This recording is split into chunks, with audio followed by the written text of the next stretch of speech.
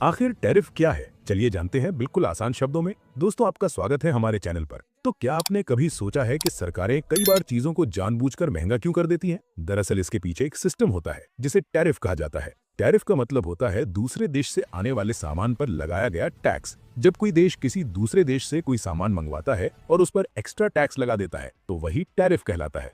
उदाहरण के लिए मान लीजिए चीन से आने वाला एक मोबाइल 10,000 रुपए का है, लेकिन सरकार उस पर 30% का टैरिफ लगा दे तो वही मोबाइल 13,000 रुपए का हो जाएगा। यानी इंपोर्ट किया हुआ सामान महंगा हो जाता है। सरकार ऐसा इसलिए करती है ताकि देश के अंदर बनने वाले सामान को बढ़ावा मिल सके। अगर विदेशी सामान बहुत सस्ता होगा तो देश की लोकल फैक्ट्रियां बंद हो सकती हैं। इसलिए टैरिफ लगाकर सरकार घरेलू कंपनियों को कंपटीशन में टिकने का मौका देती है। भारत में चाइनीज टॉयज पर टैरिफ बढ़ाना इसका एक उदाहरण है, जिससे इंडियन टॉय इंडस्ट्री को फायदा मिला। टैरिफ से सरकार को रेवेन्यू भी मिलता है, यानी टैक्स के रूप में पैसा आता है। इसके अलावा कई बार देशों पर दबाव बनाने के लिए भी टैरिफ लगाया जाता है, जैसे अमेरिका और चीन के बीच हुआ ट्रेड वॉर, जहां दोनों देशों ने एक दूसरे के सामान पर भारी टैरिफ्स लगाए। लेकिन टैरिफ के नुकसान भी हैं। इंपोर्टेड चीजें महंगी हो जाती हैं, जिससे आम लोगों पर बोझ पड़ता है और महंगाई बढ़ती है। जब कंपटीशन कम होता है तो कई बार कंपनियां क्वालिटी पर भी ध्यान देना छोड़ देती हैं। साथ ही अगर एक देश टैरिफ लगाता है तो दूसरा देश भी जवाब में वही करता है, जिससे ट्रेड वॉर शुरू हो सकता है और दोनों देशों को नुकसान होता है।